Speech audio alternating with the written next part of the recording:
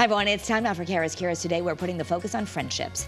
And her new book, titled Estranged, author Susan Shapiro Barash takes a deep dive into the complexity of female friendships. And we are just thrilled to have Susan joining us this afternoon. Hey, Susan.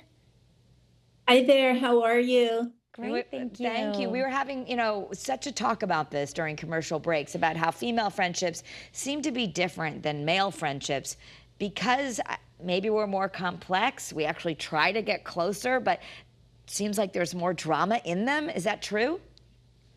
Oh, absolutely. I mean, if I had done a study on male friendships, it would have been a pamphlet. I mean, this is really all about why we invest so much in our female friends, why we're looking for them to really almost be our saviors. And this study, this book is about the closest female friends, the one who really knows your secrets and what you yearn for. And when it goes wrong, it's very painful. In fact, 75% of the women with whom I spoke, 150 women all across the country, different ages, social strata, ethnicity, level of education. They all said that 75% said it was harder to leave a friendship that had gone sour than to leave a romantic relationship.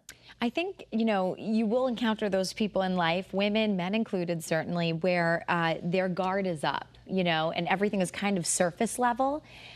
Would you say after, doing this research and writing this book, would you still encourage people to get vulnerable and to have those deep friendships, even knowing that maybe down the line there could be a risk of things, falling apart and that estrangement happening?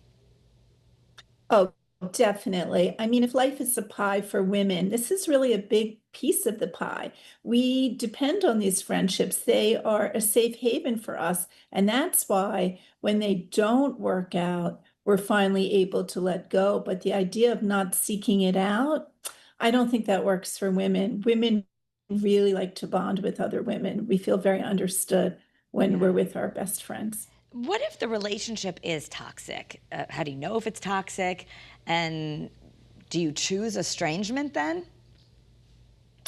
Well, what's so fascinating to me, having researched this for years, is that it's changing and that women are finally able to say, you know what, this was great. It's not healthy anymore. And I would be better off without her. In fact, based on my research, women who have had the courage to leave feel that they're more open to healthier bonds afterward. Ooh, Okay, right. so that's the That's silver good news. lining. We're going to take a deep dive on the Kara's Curious podcast, so I can't wait to do that. But in a final minute, is there, if we want to cut ties, I guess, is there a telltale sign like that's it? You really got to cut ties with this friend? Either there's a blow up, something that feels like such a betrayal happens, and then it's very clear. But the friend who just no longer shows respect, the friend who isn't really there for you, the friend who is disloyal, or she thinks her other friends are more important and you don't feel that way, that's a longer journey. We keep making excuses for that friendship. Whereas the friend who steals your boyfriend or your great idea at work, that one's easier to leave. It's clear. Yeah, absolutely. Wow. All right, I love the title, Estranged, because we're all thinking about it. And that's your new book. It's available now everywhere, and maybe a great one to read. Read with your daughters, too.